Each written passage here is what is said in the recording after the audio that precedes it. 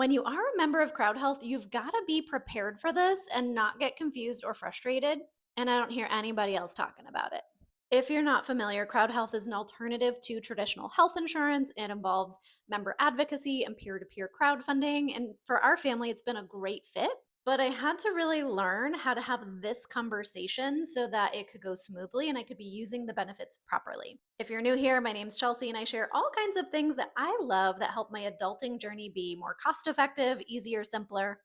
And for our family, Crowd Health is a big one. If you're looking to apply to become a member of Crowd Health, make sure to use my member referral code, which is CHELSEA, or you can use my member referral link and it's got it baked right in there. You want to use that because it gets you a great deal on your first 3 months as you get used to using Crowd Health. It also gives me a little member referral gift for spreading the word, and that helps to fund the educational content that I make here.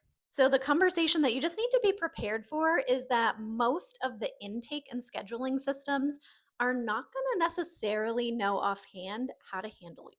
For example, we recently got a referral to an allergist for my son, and we were getting these like scheduled texts coming in saying, oh, our scheduling service will be calling you.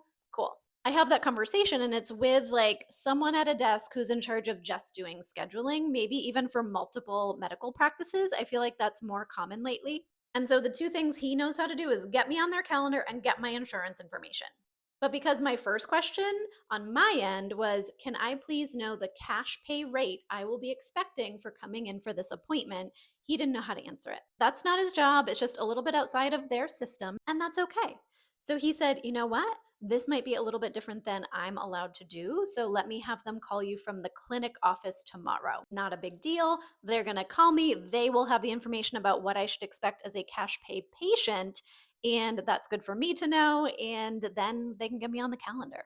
It's not going to make any difference to them that I'm cash pay, but I just like to have that information to put it on their records. And so that way I know what I'm showing up and going to be paying that day. Now, this does happen to be an ongoing event. We're going to an allergist to follow up on something that we've previously been working on for my son. So we probably are really close to tipping over the $500 member ask. But I just want to know what we're walking into, make sure it feels reasonable, and that I'm prepared that day to make that payment. If you have any questions about how this conversation goes or how to handle it, let me know. I'm happy to answer here.